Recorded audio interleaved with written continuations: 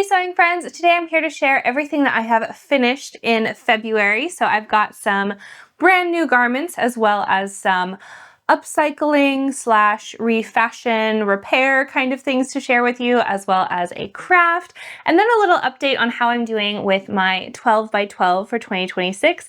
I've made myself 12 goals to try to reach every month in hopes of building some extra creative habits outside of sewing as well. So I'll give a quick little update on that, as well as go into the things I've made this month. So we'll start with what is hot off my machine. I just finished this project yesterday after having it be on my list for literal years. Now, on paper, the Bernadette Skirt from Friday Pattern Company is like an easy pattern. There's only a few pattern pieces. It has an invisible zip, but it's not a hard construction. But leave it to me to make it hard. I decided that I wanted to have an elasticated back. I decided I wanted it to be fully lined.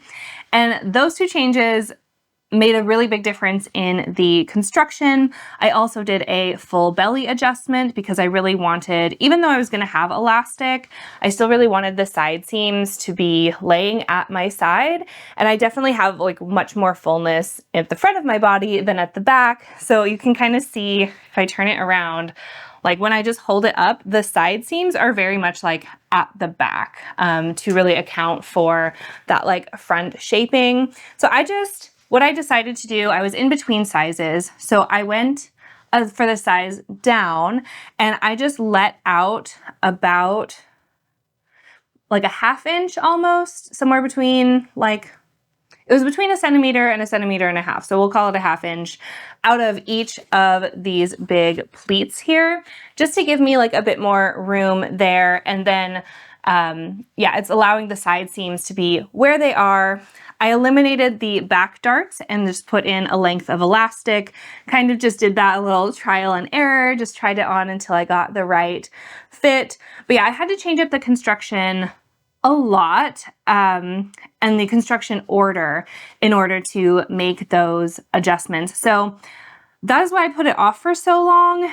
It definitely was a lot of like mental gymnastics to get the actual sewing to go smoothly, but in the end, it worked out really, really well. It wasn't really as hard as the actual sewing wasn't as hard as I thought it was going to be once I got down to like, what are the steps that I need to do in what order.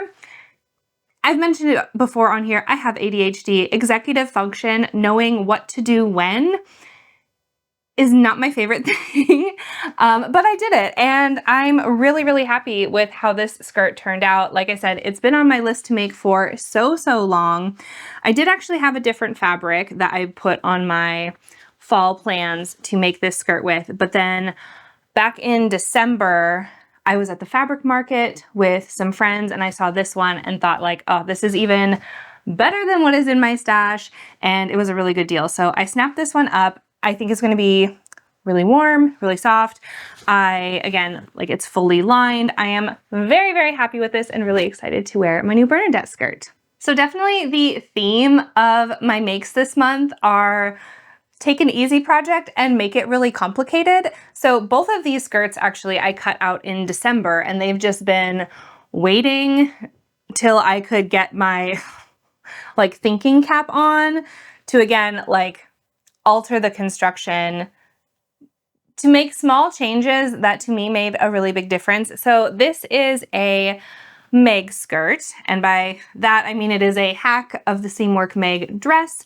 I've done this one before where I just took the skirt and waistband pieces from the pattern and then I added quite a bit of length to it and then just, yeah, omitted the whole bodice, obviously. What I again like about this shape, there's plenty of elasticated skirts patterns out there, but I like this one because it is made for the dress, and the dress in the curvy sizes has a full bust adjustment. That means that the waist is also larger at the front than it is at the back. So it's basically like a full belly adjustment built in, which makes it really perfect for my body type. So that's why I wanted to go with this pattern. I really like the amount of flare that it has. It's not too full for a midi length skirt.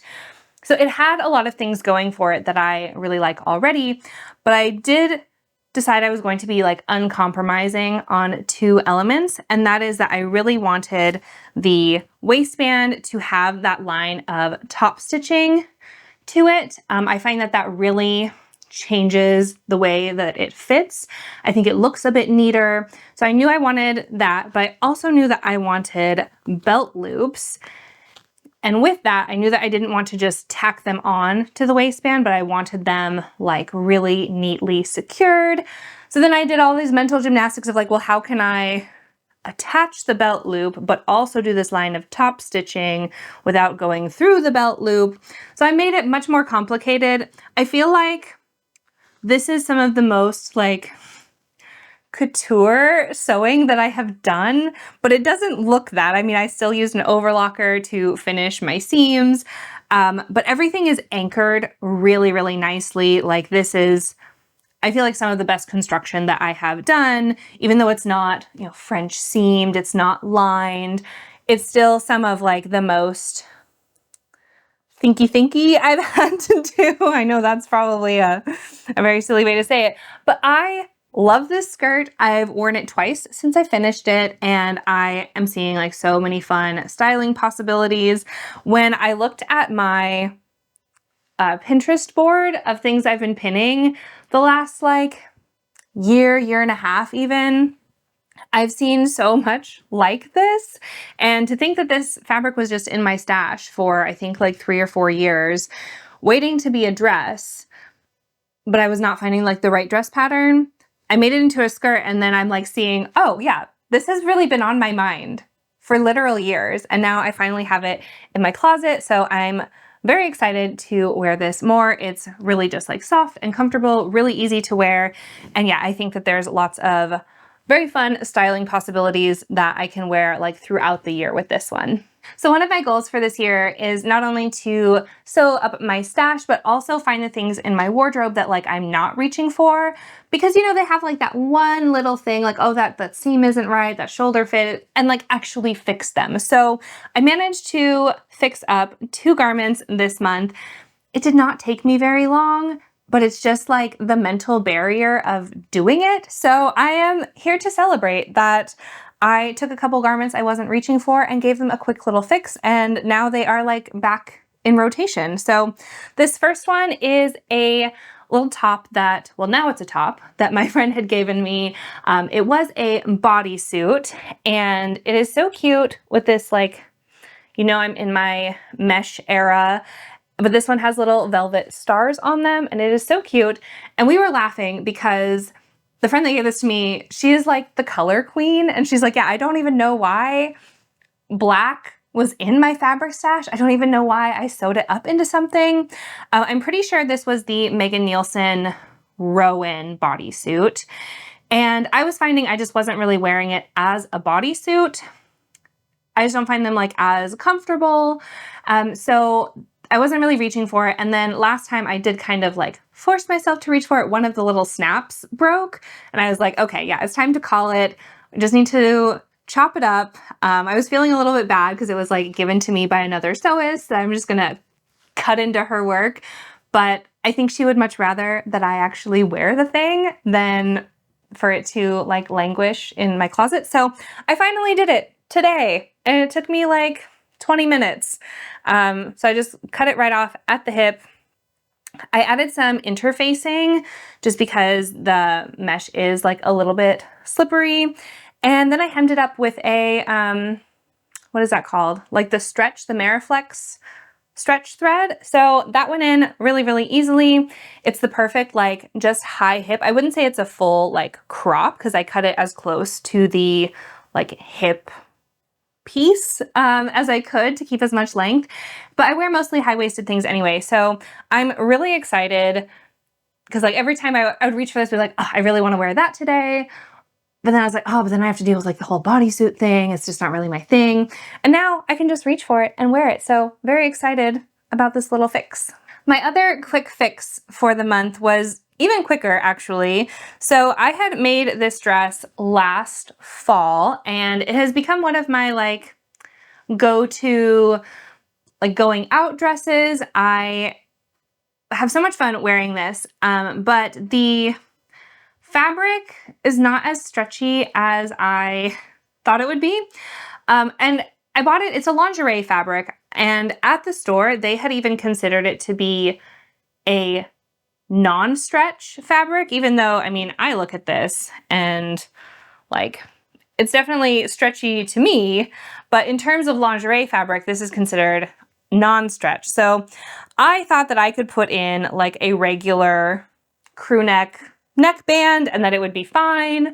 And I was wrong. It like stuck up in such a weird way. It is a slightly like lower crew neck, not quite a scoop, but like this is, I used the Helen's Closet Dawson combined with a couple other patterns to make this dress, but the neckline is the Dawson, and I chose like the crew view.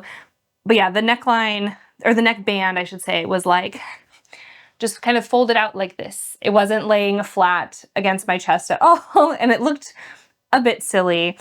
So I wasn't really sure if I should like take it off or if I should like start over. And then all I ended up doing was just turning the neckband in towards the seam and top stitching it down with the Mariflex thread, and it sits totally fine. It basically functions as a binding. It lays perfectly flat now, and yeah, it took all of 10 minutes. So definitely a lesson there of when you're thinking, overthinking like how to fix or repair something, sometimes it's just as easy as taking it to the machine and stitching it down, and problem solved. So this video is supposed to be everything that I finished this month, but I've been doing a ton of crafting throughout February, and I am like 95% there on 3 different projects. So I know it's kind of cheating, but I'm still gonna show you what I've been working on in February because they're so close. I feel like I think I'm still gonna finish them in February. At least this one for sure. This is a embroidery project. I got this kit from my partner for Christmas. He meant to get me an intermediate cross stitch kit, but accidentally bought me an intermediate embroidery kit, and I've never done embroidery before. So I was like, well, I have this and I guess I'm gonna try it and hope for the best. And I'm almost there. It's really cute. I just ran out of thread. With a kit, like, you're only given as much as is actually needed, but French knots did take some practice. So I failed a few times and then I ran out of thread. So I need to get that this week, but just like 3 little leaves to go. This was a really fun project. Again, I went into it having never done embroidery before. And it's funny the way that the instructions are rated, because it calls like the satin stitch like a super easy one, and then the like fishbone and like the split stem, all these other kinds are like what make it intermediate. I found those stitches to be so fun and really enjoyable to do. It was the satin stitch that like killed me and I found really difficult. I did really enjoy it. I do really like all of the textures and yeah, learning the different techniques and things. I will say that I wasn't expecting it to hurt my hands as much as it did. I can cross stitch for like a couple hour chunks at a time without feeling yeah, like crunchy in my hand and wrist. I do have hypermobility specifically in my thumb and my wrist area. So I do have to be careful, but I just thought like, oh, cross stitching is going so well, embroidery will be fine. No, embroidery is not fine. And I do need to take it in like very slow, small chunks. So I started this back in January. I'm almost done. I am so close, but yeah, I do really like how this one is turning out, and I don't think it will be my last embroidery project, but I do think it is one that I do really have to pace myself with. If you watched my Make 9 plans for the year, this little guy will be familiar to you. He is almost done. I got his little wizard jacket. Like, it is so cute. I swore when I started sewing that I would never make like doll clothes or like that kind of thing, because I started sewing a year before I got pregnant. So everyone was like, oh, like, are you gonna make like all these little toys and stuff? And I was like, ew, no way. But here I am making a little wizard felt doll cat that wears a wizard costume. Yeah, so all I'm waiting for on this one is my daughter and I really wanted to have our cat clown wizard guys be able to hold hands. So I need to get little magnets to go in his hands before I stuff him. So I've got him all sewn up, all sewn together, except he just needs his magnets and then to be stuffed and dressed, and he'll be ready to go. So lastly is this Junebug and Darlin pattern. Now this one I did not buy in a kit.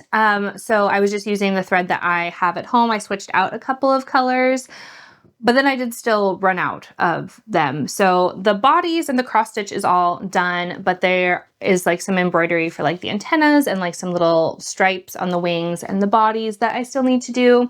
So this one also super, super close. I really just need to hit up the craft store, and then I should be able to finish all 3 of these very, very soon, if not before the end of the month. So that covers the first 3 items on my 12 by 12 for February. So finish a garment, complete a craft, and then do some like maintenance, upcycle, upkeeping, etc. So that is all checked off, and then we'll go into my other things. I'll try to go like pretty rapid fire.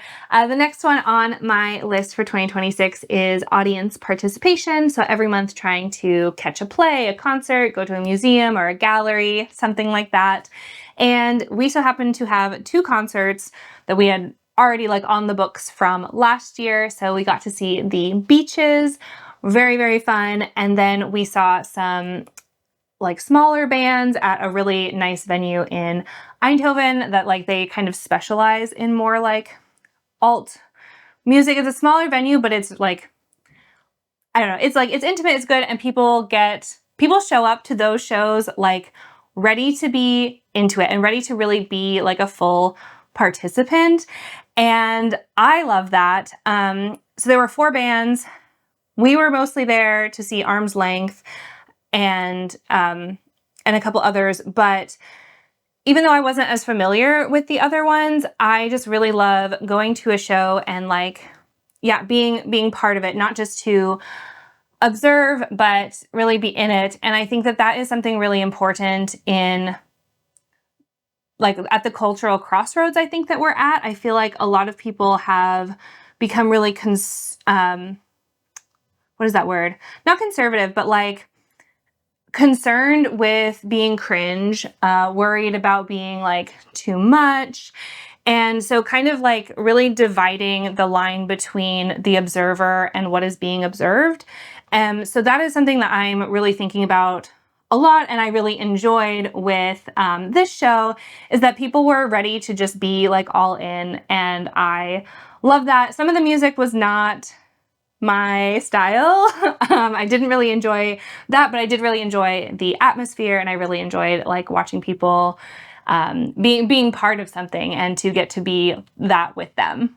Next up was to read and write some poetry. So I finished rereading this book that I actually don't know if I finished it the first time around when I bought it a few years ago. But this is What Kind of Woman by Kate Baer. And I really love this one. She really zooms in on the transformative nature of motherhood, which is very interesting. I feel like some of it comes off a little bit advicey, but then some of it I think is really, really powerful about, not conforming to men's standards of things, which is obviously very, very pertinent at this moment. A lot of really great like body image stuff. So I would highly recommend this one. It feels very, very timely. So love this one. And then I have made some space to try to give myself like some more time. Yeah, and like mental space to do my own writing. And right now it's just about like allowing an idea to actually develop in my mind, getting it out on paper, not doing any editing, not doing really any like refining, but just allowing it rather than just kind of like pressing dismiss in my mind, really letting myself like sit with an idea, kind of percolate a bit.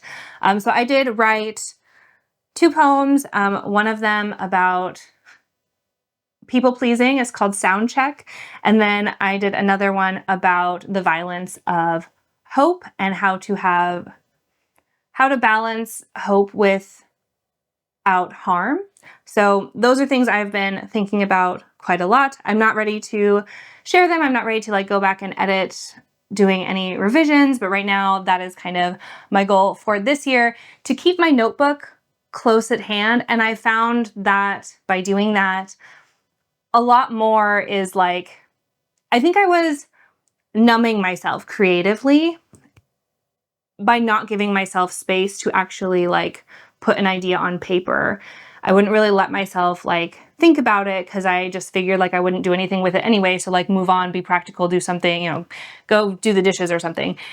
But really allowing myself like more space has allowed so many more ideas to come into play. And I love having that. I like make sure that my notebook is just available to me. And even if it's just like a super quick thought, I just like run and write it down and then I get back to whatever else I was doing. So I do feel like I'm kind of investing in some future creativity there.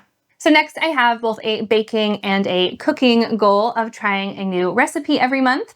Now I surpassed that with cookies this month. I ended up making a total of 4 different batches of cookies and most of them were not great. I feel like I had really good luck in December and January that the things that I baked were both what I expected them, how I expected them to turn out, and then also were good and I liked them. And such was not the case in February, except for one recipe that I will share and I'll put down below for some like shortbread caramel bars. I think they're often referred to as like millionaire bars or billionaire bars. I don't know, but they're like a shortbread cookie on the bottom and then a caramel layer and topped with melted chocolate. You let all of that harden and then cut up into like, yeah, little squares, little bars. They were so delicious. I will link the recipe below. I added more pretzel than what the recipe calls for, and it was perfect. So salty, just like buttery, gooey, totally perfect. I highly recommend them. I will definitely be making them again and bringing them to like whatever event because they were so, so good.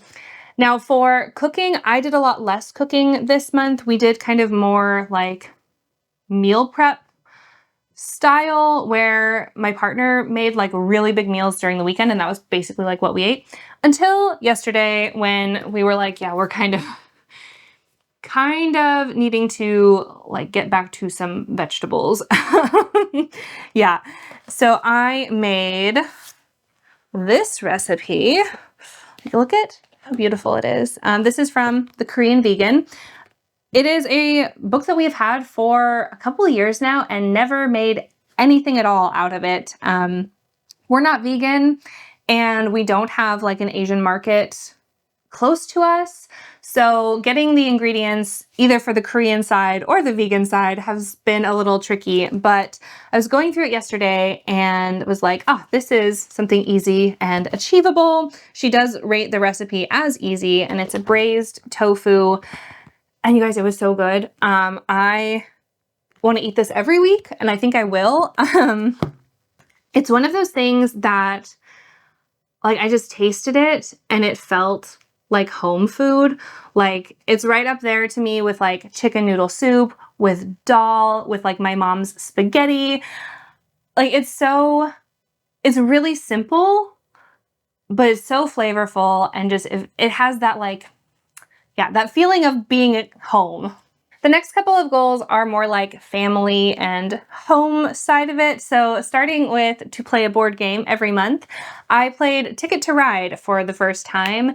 And I will say, I understand that it's a classic and I didn't love it. I get that there is strategy to it, but it is still kind of a lot of waiting and a lot of doing the same thing. So I think it's not my favorite. I think I like games with a little bit more variation, but I do see why it's a classic.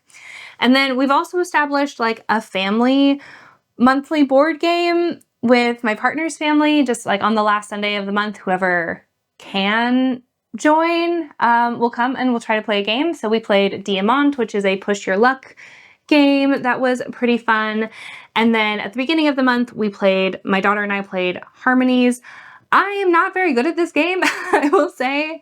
It's more puzzly. I think I don't really like puzzle games is what I have determined, but I do really like playing it with an 8-year-old. So that was fun. That was nice. And it's so cute. It's a really cute game where you like build little habitats for little animals. So those are my 3 this month. Hoping to maybe get in like a meatier, like more varied strategy game next month. But yeah, that was what I played in February. So next up was a home improvement, and February's definitely pales in comparison to all of the work that we got done in January and February, where we like stripped the walls and we did a bunch of painting, and there you could really see like very clear before and after. In February, we like replaced a faucet in our shower because it broke. So a lot less exciting. I also dealt with like our kitchen like waste organization is much more functional now. So it's a win, but it's again, not glamorous. And then same thing with, I managed to clear out our like under the stairs closet, got rid of a bunch of stuff, but it's still, I would say that's still like a work in progress. We need to actually get some like organizational units in there. The first like wave is done of like editing what actually has to be in there, but now we need to continue to make it like more functional, but I would say it's still a win. So next was to go on a nature walk. And when I set this goal, I definitely envisioned like going on a hike or like a long walk that was at least a few hours long, if not like a whole day out in nature. Cause I do know that like it does really help my mental health to be out in nature. However, in February, that isn't really how that went down. I think if it had just been my partner and I, we would have weathered the weather. So we went to the beach, which, yeah, the North Sea in February is, I wasn't expecting it to be pleasant, but other folks in our party had different expectations, I guess. So I was prepared to like hunker down and like walk through the wind. But it was also very wet, and yeah, they were not game. So we did get out of the car, walked to the water, took a picture, and then walked back to the car. That was the like extent of our nature walk. So I did walk. It was near nature, so I am going to count it for February. And lastly was to contact government representatives. I'm just going to give this a big check and encourage you to do so. We should be yammering at them as much as we have time and space for, because things really need it. So that is the last of my 12 by 12 goals for February. I have been really liking this more like cyclical system where I can really like keep track and really turn like one-off goals, I think, into habits. I'm only 2 months in, and I checked off everything for February. I didn't check off everything for January, but it's not so much about like making sure that everything is checked off, but more about, yeah, working to build those habits. And I've really seen that, especially in the like poetry arena and the creativity part of just like giving myself more space to sit with things has been a big improvement, and I'm really excited to see how that continues to grow through the year. And then of course, like for my crafty goals, it definitely makes a big difference for me not to just like work on something every month, but to hit that finish is definitely like cultivating those dopamine rushes of actually getting something done, not just starting it, not letting it languish, which is something that can really, really like suck on my energy levels. So I really like having this structure to kind of keep me on track. So that is all from me today. I'm really excited with the sewing projects that I managed to finish this month. I have been looking at my fall plans that I made back in October, and I'm really seeing like them come together now. I've only got a couple things on there that I'm gonna try to squeeze in before March 20th, 21st, the first day of spring. I have a few more weeks, so I'm gonna try to get those in, get those done, and then have had like as much of that kind of capsule wardrobe that I set out for myself back in October. I'm quite surprised at how far I've gotten so far, but I've got a little bit more I want to do before fall winter is officially past us, and then it is time to get into some spring sewing I'm very excited about. I've got my little stack here of potential plans I'm excited to share with you. So that is all from me today. I'd love to hear from you what you finished in February or what you worked on in February and where you're planning to go in March. So you can hit me up down here in the comments. You can go find me on Instagram. Love to chat all things sewing and creativity. And with that, I will see you next time. So happy making. Bye.